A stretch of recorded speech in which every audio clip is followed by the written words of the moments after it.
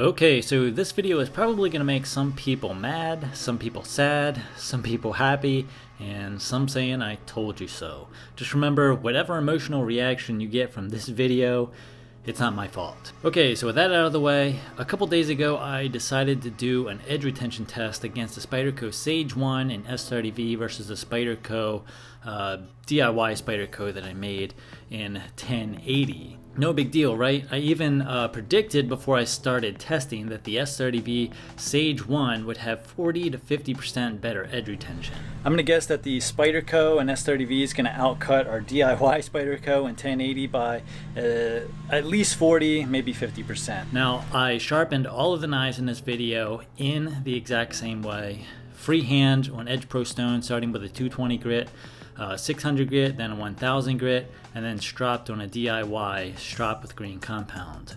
So at any point, if I say I resharpened, that's what I did, starting from scratch. Now the first set of testing that I did was with manila rope. Both knives stopped shaving whatsoever at around 40 cuts. And at 40 cuts, they felt exactly the same. Paper testing seemed exactly the same as well. I could not tell a difference whatsoever. Now, thinking that S30V would hold a better so-called working edge for longer than 1080, I continued cutting till I had about 200 plus cuts on each knife, testing paper along the way, and again, I could not tell a difference whatsoever. So I called it a day and thought about it overnight and figured something wasn't right with my particular testing methods, because on paper S30V should have a significantly better edge retention than 1080. So I decided to throw another knife into the mix, the Tenacious in 8CR13 MOV. So I went back out and did another quick rope test with each knife, and guess what? Each knife stopped shaving at around 40 cuts, just like in the last test.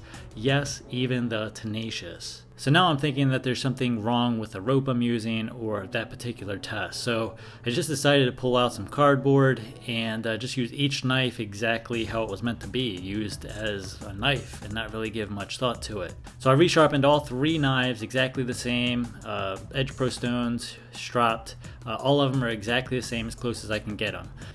Now I realize that there's different blade lengths and all that, but all of the cutting was pretty much done using about 1 3/4 inches of each blade, so there really shouldn't be a difference anywhere in that matter. So I ended up cutting 20 pieces of cardboard, and at that point none of the knives shaved whatsoever. Now one thing I should probably mention is that I have noticed a difference in different cardboard. It seems some cardboard dulls knives faster than others, so this really can't be compared to any other cardboard test.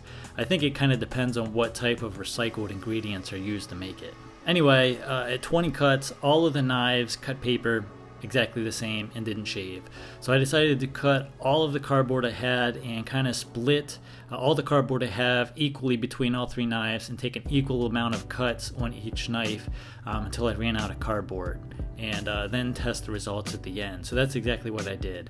Now I don't know exactly how many pieces I cut, but it was a good bit, and at the end I paper tested everything and I couldn't tell a difference.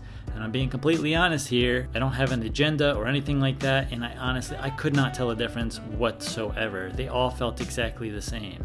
Sometimes each blade would take a nice slice of paper, nice clean thin slices of paper, and other times they wouldn't. They'd tear the paper. I tested newspaper as well as printer paper, and again they all felt exactly the same. Then I moved on and cut some more rope, an equal number of pieces of rope, and again they all cut equally well. And again, this is after testing all the cardboard, so these knives are continuing on without resharpening. So this is kind of interesting because I don't really understand what happened here. On paper there should be a significant difference between 8CR13 MOV and S30V, but in this testing I could not tell, and I know some of you might call bullcrap on this test, and that's fine, but I'm just showing you my results. I don't believe there's anything wrong with my Sage 1 heat treat or anything like that. It's comparable to other steels that I've tested in both S30V and other high-end steels, so I don't believe there's anything wrong with it.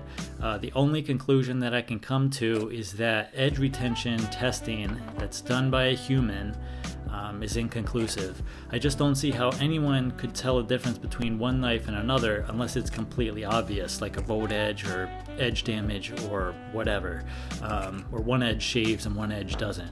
But the fact is that all of these were exactly the same and I couldn't tell a difference. Now I know some of you might say it's just me and that I don't know what I'm talking about and stuff like that, but here's the thing. 8CR13 MOV and S30V should be on opposite ends of the spectrum. There should be a huge difference between the two. Not a, oh, it might be a little sharper. No, there should be a huge difference. The difference in price is certainly huge. And another thing that I'm sure is going to come up is that they weren't sharpened consistently, or that S30V needs to be sharpened at a particular angle.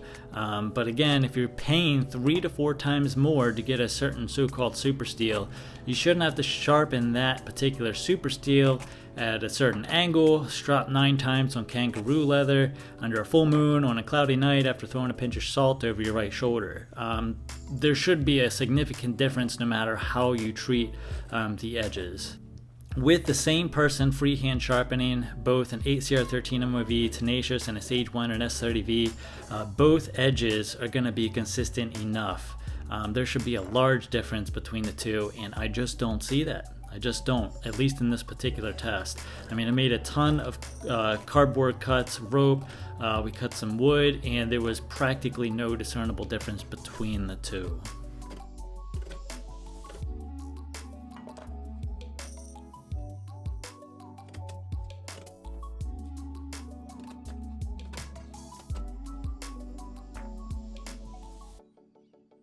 Alright guys, I want to show you all of these cuts kind of up close. Tenacious cut. It's after cutting all that cardboard. Sage 1. DIY Spyderco. Tell me the difference, because I just don't see it. Again, Tenacious. Sage 1. DIY Spyderco. They all cut exactly the same. I mean, at this point, I've literally cut exactly the same amount of material with each of these knives, and we cut a lot. We cut all of this rope, we cut all of this cardboard. I have no idea how many linear feet are in this box, but they've all cut the exact same amount. None of them will shave. None of them are even close. They all cut paper about exactly the same. Sometimes you get a good slice and sometimes you don't. None of them really bite into paper that well.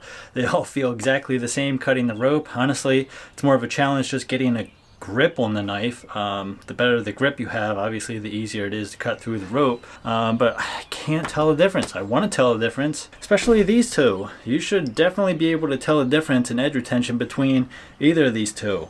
I'm telling you, there's no funny business going on here, anything like that, because I know some of you will probably accuse me of cheating, but I did not cheat and resharpen any of these blades at all during this process, and they all feel exactly the same to me. I just, I don't know. So I know what you guys are probably thinking, try something more abrasive. Well, I did. I cut some carpeting, which is super abrasive, and both knives cut equally well or equally bad, however you want to look at it. At this point, both knives could be resharpened. I wouldn't consider either one of them sharp, so yeah, I think I'm back to square one for cutting something abrasive. I mean, maybe if I cut a piece of sandpaper, I'd be able to tell the difference, but I mean, at what point do you draw the line? And here's the thing, if there is truly a difference in edge retention, or truly a large difference in edge retention between a cheap steel and an expensive steel, there should be a noticeable difference in the long haul. And honestly, I just see this linear path that all of these blades have where they kind of all dull exactly the same. I don't know, maybe it's my flawed testing methods. I don't know exactly how much I cut. I wasn't really interested in the exact linear footage. I was more interested in making sure that all three of these blades cut exactly the same amount. Let me know what your guys' thoughts are on this. I don't know. This is why I don't really do edge retention tests, because I've never seen that big of a difference between some of the so-called cheap steels and some of the much more expensive steels. I just don't know. Let me know what you guys think. Thanks for watching.